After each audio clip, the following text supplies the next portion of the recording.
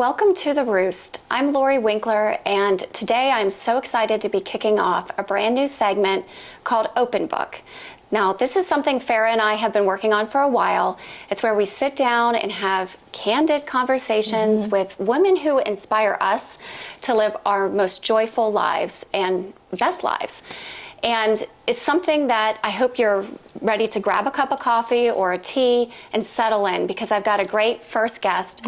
We're talking to Moira Kucaba, and she is somebody who has actually helped me personally in my own life. Today we're going to be talking about success and having a vision for the life that you want to live and going after it. Now, Moira has coached hundreds of women to success. She is an elite fitness and business coach. She is a best-selling author, and she's a fellow mama. So thank you so much, Moira. Oh my gosh, I'm so excited to be here. And what you just kind of rattled off doesn't seem like me, honestly. I mean, except maybe a fellow mama and just... You know, there's a lot to the story. I know we're going to get to that, and I'm really excited to be here. So thanks for having me. Thank you for being here. I think, you know, the mission of the Roost really goes hand in hand with what you're doing with Rise Up, and that is just rising up and living your best life. Absolutely. And that's something, you know, Farah and I, you know, we started the Roost during the pandemic. You know, everybody in the whole world was feeling a little bit, I think, shell-shocked and a little uncertain. And so we just had this idea that, you know, joy is something we need to pursue. Absolutely. And we're going to go after it. And so along those lines, your Rise Up course, because I have actually taken it and I loved it, it's been so helpful, is about putting your vision out there and coming up with some goals and strategies to make it a reality. And so I think before we dive into it, can you maybe share a little bit about your journey? How did you get to the point where you're on a stage or sitting here in my library coaching people on success? I ask myself that on the daily. So, you know, there's a long journey kind of leading me up to this point. And I think it's important to just, I always want to be totally authentic and transparent. And there was lots of literally decades of struggle. So there was, you know, I ended up getting sober when I was 21 years old. So there was addiction problems like high school, college. Before that, I was always kind of, I think we're a lot alike, that type A driven, you know, I was a star athlete, star student, all of that, wanted to go to med school, and then fell into addiction problems, which run in my family. And so got sober very young at 21 and kind of had to like do a little bit of a restart. But I also switched addictions. So I kind of put down one and picked up struggling with eating disorders for a long time. And there was a long road of just struggle, you know, and we all know, though, that struggle builds grit. So there's a big piece, I think, of the success that comes today comes from, you know, a mindset shift to I've experienced so much hard and so much struggle that what a lot of people think is hard today, I don't think is that hard. You know, I've seen hard, I've walked hard roads. And so we're going to talk a lot about mindset today. But I ended up I always had an entrepreneurial spirit. You know, my parents were always like, you could like run General Motors. I remember them saying that when I was little. But I ended up opening a Pilates studio, which is kind of crazy because I thought I was going to be a doctor my whole life, you know, but I've always listened to that whisper in my soul and kind of gone where I've been led. So that's a big piece of it too. So I owned a Pilates studio for lots of years, and it was a very successful kind of wellness studio. And just kind of hit the wall with that. You know, I'd expanded it as much as possible and grown it. And I just got bored because I'm always needing to kind of grow and be creative and build. And so then I decided, crazily enough, to open up a cold pressed juice company. Super passionate about nutrition and just really wanting to impact, especially women's lives and health and wellness.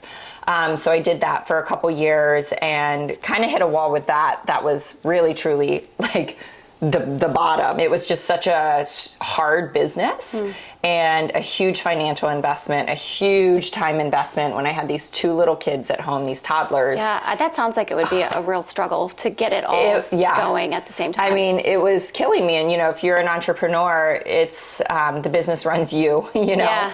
And it was very, very, very successful. However, you know, there's a $30,000 overhead every month and just, it was a big stressor. And so I kind of hit the wall with that. And just like I said earlier, where I was led to this online coaching thing, which I thought I would never do. You know, my mind was like, no way, no how. That sounds crazy. It sounds, I mean, I'll be honest, I felt like it sounded beneath me. You know, I was like, I'm not going to do that. And it just kept tugging at my heart. And I always listened to that. And what you said, it was like I went where the joy was calling me instead of what I thought success could do. And so I stepped into this, I kind of took this giant leap of faith, really, and walked away from this business that I had invested and built, you know.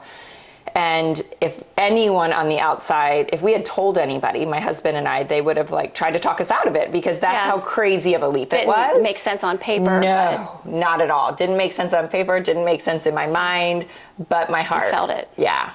And so I pursued it, and that was the turn in the road that just changed everything for me. It was like that knowing when I stepped into it finally that I was like, every road led me to this. Like every road, every struggle, every business, everything just led me to that. And I was able to take all those skills and all those experiences and use them to help women. You know, and it's become this insanely big business, and you know, it's made me. I never would I have thought that I would have become an author or a speaker or anything like that. But that's where that path led me. Taking your course, it's so obvious that you were meant to do that, and it's. I really believe that, and I think it's important for people to understand. And maybe this is why you're so successful too, is that you're relatable. I think, you know, people might have this misperception almost that if people are successful, it's because they have a charmed life. And that doesn't sound like No, I almost feel like it's the opposite. Right. Honestly, I think because I mentor women in business, and so often the most successful women are the biggest messes, you know, because they have had, like I said, they've had that struggle and they just go for it anyway, you know, and they've had that same mindset shift of, you know, this isn't, I can do this thing because I've had this harder road. Right. You know? Right. So this is achievable. Yeah. And you're leading me up to talk about vision, which, you know, I think it all starts with vision, right? Yeah. And it's so important, but what do you say to people who, you know, might just be feeling stuck, or they don't know what their vision is, or, you know, I don't know how to fulfill my purpose. I don't know what my purpose is. Like, where do you even begin with something as big as the concept of vision? Gosh, I have so many thoughts. So I do believe vision is everything, and it sounds so cliche, right? But it really is. And I think a few things. I think when people are looking for their purpose, I was at a Glennon Melton talk one time, and somebody said in the audience, they raised their hand at the end, and this was like right when I started my coaching career, and they said, from this place of almost pain, like, how do you find your purpose? Right. And I was just sitting there on the edge of my seat, like, please tell me. And Glennon said, you go where your pain is. Yeah. And you go where your envy is. So, you know, I had walked this really hard road and come out of it. And so that was my pain was in my past. And I wanted to help women do the same, right? So go where your pain is, but then also go where you're envious, which was huge. Yeah. And that sounds counterintuitive. Right. Dig into that. Like, what do you mean by that? So often we can be jealous or envious, right? And almost get into this negative state of like, you know, jealousy.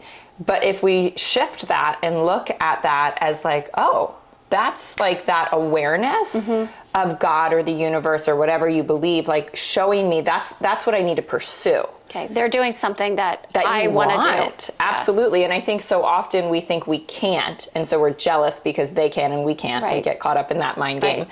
And it's like, no, that's like where you need to run to. Yeah. And that's really big. I think the other thing though with vision is you have to do the work. Mm-hmm. You know, a lot of people just kind of get stuck in and like, it's fun work, actually. I really enjoyed Yeah. that concept of the whole Rise Up course. Yeah. That was actually my most fun. Yeah. Was starting to dream and think Absolutely. about what do I want for my life. Yeah. And I think a lot of people say, I don't know what I want. I don't know what my goals are, or my purpose or my vision or all that. But then they don't take the time out of their life, like step out of it and do the actual pen to paper work Right. where you dream and you ask yourself questions and you really, really dig into your thoughts in your heart. Right. And that's the only way we're ever going to get clear on what we really want. And so you have to do the work. Mm-hmm. Yeah. Yeah. I did the work, and I will vouch for it. It was a game changer. Yeah. And along those lines, I think, you're touching on it already, but the whole idea of mindset and how it's so important what's in your head.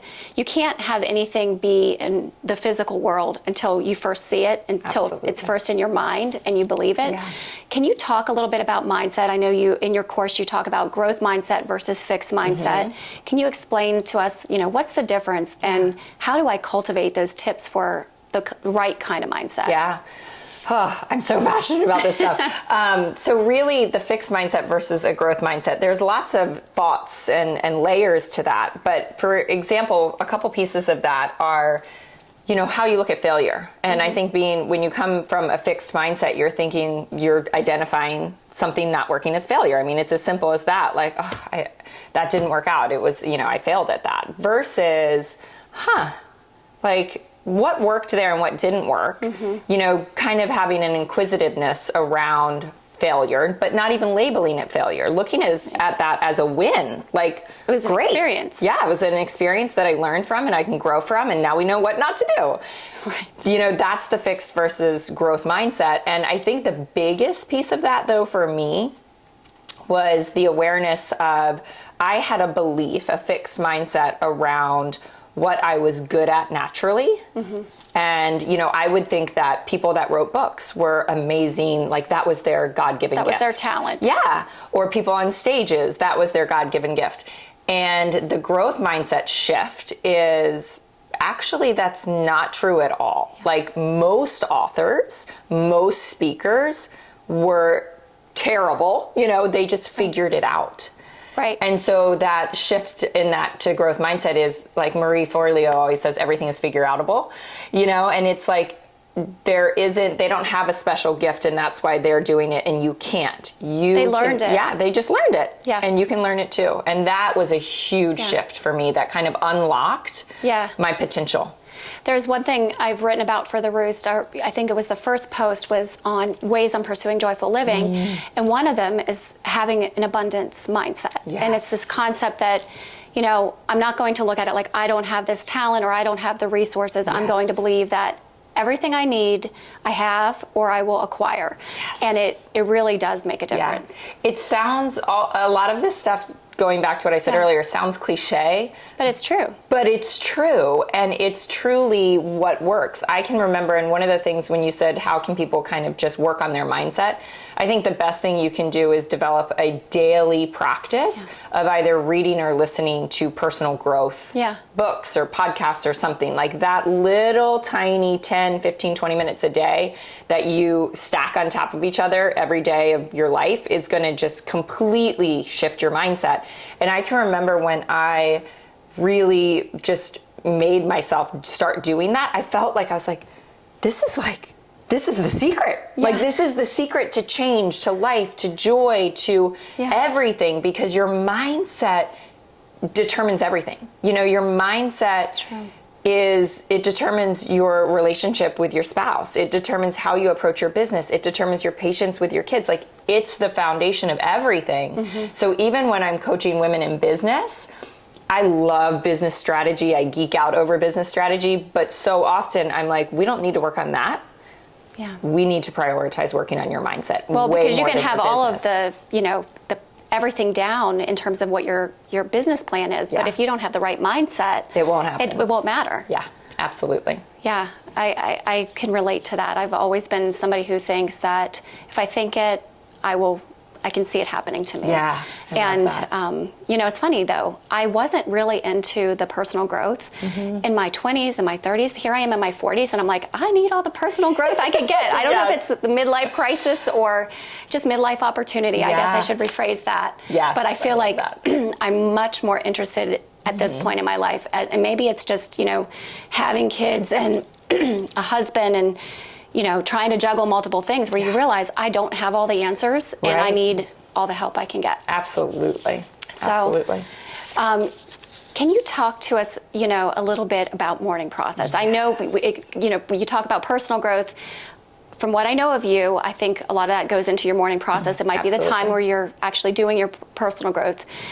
This concept, I've written about it on the Roost too. It's one of my New Year's intentions was to develop a morning process and stick to it, because that's my problem. My kids, I try to get up before they do, but then they're waking up with me at 5 a.m. and I'm like, you need to go back to bed because I need to read my personal growth. But talk to us about that, Moira, and can you give us a little insight into what your process looks like? Absolutely. This is probably the thing I am the most passionate about. And when I read books that have been written about morning process, I'm like, I could have written these books because this is like exactly what I believe, exactly what I do. And we talk about mindset affecting everything. I believe, and I think it says it in my planner, like the first hour of your day, how you spend the first hour of your day dictates the next 23. Yes. 100%. And I always tell the women that I mentor, I'm like, if you never talk to me again, if for some reason our relationship, shifts, if there's one thing you can learn from me and that I want to impart to you, it is develop a morning process. Mm-hmm. And what I mean by that is, first of all, don't overcomplicate it. So, and I'm guilty of that. So it could be 10 minutes. And I'm the one who's like, everything has to be right. Like the dog can't be barking. Right. My coffee has to be hot. Right.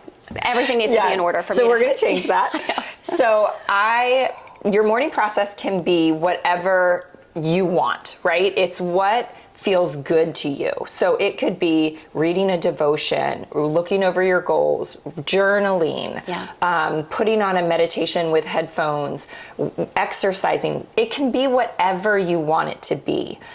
The important thing is that it kind of gets you to a state of like excitement or just a higher emotional like place, where you're feeling a little bit more joy or a little bit more gratitude. You should look forward to the morning process, right? It's not a chore. 100%. It's something that you get to carve out for yourself. Yes, because I tried to meditate, which I'm a huge fan of meditation, but I tried to meditate. Farrah's really into that. For literally years. Like I worked with a guru and sat through like 3-hour meditations. No joke. And I was like, I'm gonna do this. And I never looked forward to waking up and meditating. Yeah. And there was this complete shift in my life when I was like, I'm gonna wake up. I remember at the time I was like, I'm just gonna wake up and listen to like a YouTube guided meditation for like 10 minutes. And that all of a sudden I wanted to get out of bed. I started doing it more often because it was something I looked forward to. So let me just also really point out, because this is so important. And this is what I say, like, if there's one thing to listen to, it's this. We have a tendency to wake up and roll over and look at our phone. Yeah. Right? It's like the first thing we do. Because it's my alarm. Yeah, it's on my nightstand. Same. And we look at our text messages, right? We immediately, within seconds, see the text messages that came through. Mm-hmm. Most of us are clicking on the Instagram or the Facebook button. Yeah. We're clicking on our email, just in those first few seconds to kind of do a real quick check. And we are literally giving our power away in that moment. We are allowing the emails that we have to respond to, or the text message that somebody said they weren't happy about something, or the Instagram where all of a sudden you're jealous or you're envious or you're thinking, whatever. We are literally giving our power away and letting society and our phone dictate our thought process and our emotions. Mm. And you can't really get that back. Right? Yep. So if you can wake up in the morning and literally put your phone on airplane mode the night before, your alarm still works. That's true. And do not look at your email, your text messages, your social media, and give yourself that gift of, even if it's 10 minutes, maybe it's 30, I'd rather it be 30, of I am gonna maybe journal, look at my goals, read my vision, meditate, devotion, something like that, whatever your thing is. You are literally allowing yourself to dictate how you are going into the day and your mindset versus giving your power away. Yeah, you're taking control of your day versus letting all of the outside into your mind. Yeah. And again, I think for me, and I'll tell you kind of what my personal morning process looks like, but it shifts all the time. When it gets stale, I'm like, we need to tweak it. I need to tweak it. So I usually wake up and I journal my wins. So I call it your book of proof or your book of wins. So I'm literally looking at the day before, like, what happened for me instead of to me, because we have a negative mindset bias, right? Our brains are literally conditioned to look for what's not working, like what's the negative, fight or flight, like where's the danger, right? And how do I navigate it? So we are programmed to literally look for the negative, and we have to override that. We have to work really hard to override that. So we are conditioning our brains to literally seek the good. Wow. And so every morning I write down the good that happened the day before. And it might take me 1 to 2 minutes. Then I flip my planner and I look at my goals, which immediately makes me start shifting my actions in the day, right? Wow. If every single day I'm looking at what my goals are, I'm going, I need to make sure this happens today and this happens today. And maybe I'm even taking a couple quick notes to align my actions so that those goals happen, that vision starts to come to life. And then I flip back and I read the actual vision. Yes, I don't know that we really hit on this, but something else that really jumped out at me from your course is just the importance of reading your vision and your goals every single morning. Day. And that really keeps you excited about it. Yes, absolutely. Every single day. And I think that's one of the biggest mistakes people make is they might create a vision board, or they might do something where they write down, like, these are my dreams and goals. But you have to look at them every single day. And I always think back to when I started this business that's, turned into this hugely successful thing. And I was kind of alongside other people that were trying to, build the same type of businesses, and they weren't having success, and I was. And I really correlated it to that simple little practice that took less than 5 minutes of looking at my goals and my vision every day. Because there's every day of the week that we can, sit down to our job or the thing that we said we're going to go out there and do, and life happens. Right. Or we don't want to, or we're tired, or we have sick kids home from school, whatever. And so you don't do the thing. Right. But when you have read it that morning and you're just literally, your vision is front and center in your mind. It's fresh. Yeah. You're like, I don't want to do this, but I'm going to do it anyway. This is a little vulnerable, but I'm going to do it anyway. Because I know what's at stake. Yeah. Like, this is this life vision that, like, my children are depending on me to pursue this. I want to cultivate this life vision for my family. I want to change my family generationally. So, like, these little hiccups that stop most people, it's just a hiccup. You just keep going. Have the end goal in sight. Yeah. And that's the other thing is you talk a lot about the why. And I think that's powerful too. It's like if you know why you're pursuing something, it makes you more likely to go after it versus, I decided to do this. And you don't really know why. Why is it important to you? You have to have that deeper just heart, why behind it. And I think a really easy little quick practice, and I've done this with a lot of my clients, and it's radical what happens. So I remember having a coach, and she was like, well, I just, I want to do this goal, but, I don't really know my why. And I was like, well, why would that matter? And she's like, well, I guess, it would impact my family. I'm like, well, how would it impact your family? Well, I guess we could do this. Well, what would it mean if you did that? Well, it would mean this. And like literally within 20 seconds, she's like, and it would mean, and she just like starts bawling her eyes. And I'm like, now we got it. Yeah. Now we got to the why. You have to have an emotional connection to it. It can't be something that's just on a piece of paper. You have to either get excited. It has to evoke a feeling deep inside your soul. Yeah, absolutely. And I know that sounds really lofty, but it I think does. it's true. And the work isn't complicated. Put the goal down on paper, ask yourself why, and you're going to be kind of like confused at first. Like, well, you're going to hit the surface. I think this. But why does that matter? Well, because of this. Ask yourself why 7 times. Yeah. And in 60 seconds, you're going to get down to the core of it. I feel like we are just scratching the surface here. I am going to be giving away a couple of your planners, and I'm going to be sharing more information on that on Instagram.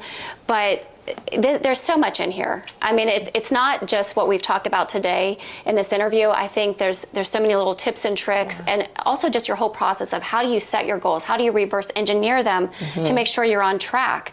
There's a lot of wisdom in this planner and in your Rise Up course, but I'm going to bring it back to the concept of joy, because this wouldn't be the Roost if we weren't talking about joyful living. And, you know, I think a lot of people might see this interview, and you definitely light a spark. I can tell how passionate you are about this topic. And, you know, people might be like, well, surely she has a bad day. How does she get unstuck? All the time. And, you know, so to that end, what is bringing you joy, and how do you kind of focus back on joyful living? Oh, goodness. I'm always seeking joy. You know, it's definitely a pursuit of mine. And I think, again, what I really want to impart to people is it doesn't have to be as big and complicated, and we don't have to completely uproot our lives to pivot, to find more joy. It comes down to, and this is so much a part of the system of the planner and the course, tiny daily little habits that are so easy, yet we don't do them. So you have to kind of have a plan and a system for what are those behaviors, what are those habits, and tracking them and kind of checking the box to make sure you're doing these little things, and you end up living this really joyful life. I just created something called what I call the High Vibe Habit Tracker. Oh, wow. Yeah. I'm really excited about it, because I really feel like it's the last 7, 8, maybe 44 years of my life kind of getting clear on what are those daily habits that bring us joy, that really balance out the foundation. Things like morning process are on there. You know, there's a piece on there with intermittent fasting and nutrition, because if we got to eat right to feel right, you know, getting outside every day. Yeah. We live Fresh in air. Charleston, which is amazing, and I think that I go outside a lot more than I do. Yeah. When I started tracking that, I was shocked at the number of days that I didn't actually get outside for 20 minutes. Shocked. Wow. Yeah, that would be surprising. I mean, I want everyone in Charleston to track this behavior. You will be shocked. We think we're outside more than we are. And it sounds silly, but 20 minutes outside in the sunshine, fresh air. Yeah, and it's such a simple concept. It's so simple. And we grew up as kids, always outside, and then we get to be adults, and we're just at our desk or, you know. And another one of those habits is listening or reading 20 minutes a day.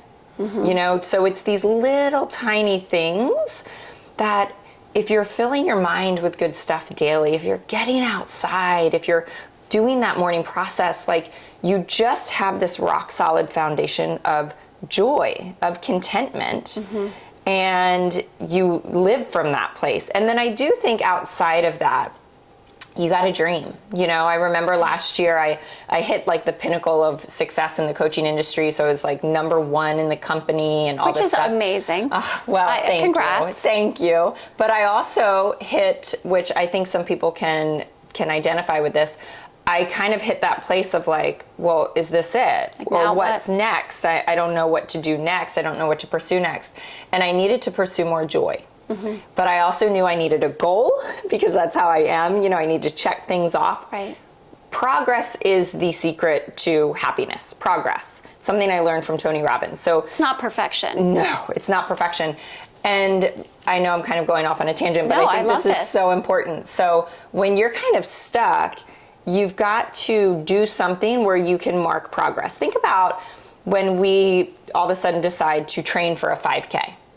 It's not running the race that brings us joy. We feel good about ourselves every single day because we run, you know, 1/8 of a mile, a half a mile. I'm working 3/4 of a towards mile. something. Yeah, And you're that's working towards something, progress. So you always have to have something in your life that is feeling like you're progressing. And that's going to bring you a lot of joy and contentment. That's really, truly the secret to joy and contentment. And so last year when I was like, I really need more joy, I decided to go surf 100 waves. Wow. I was, of course, my overeager self was like, I'm going to surf 100 days. And then I was like, that seems hard.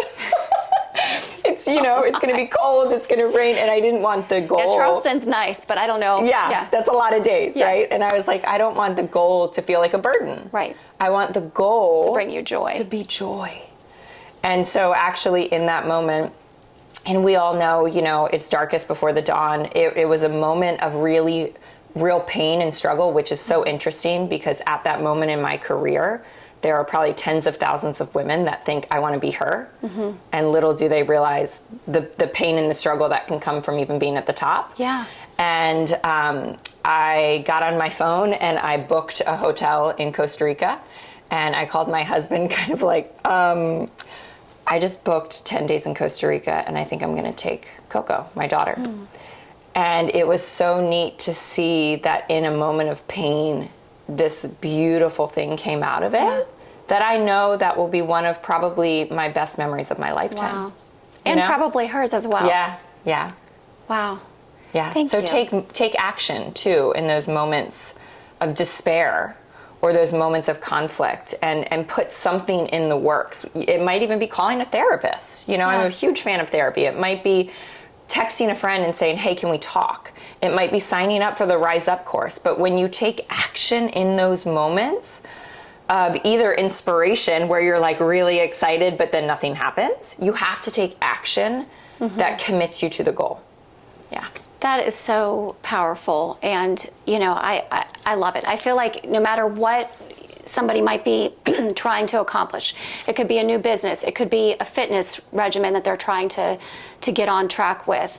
Whatever it is, I feel like what you shared today is helpful and impactful, and I just really encourage people to check out the Rise Up course and your planner.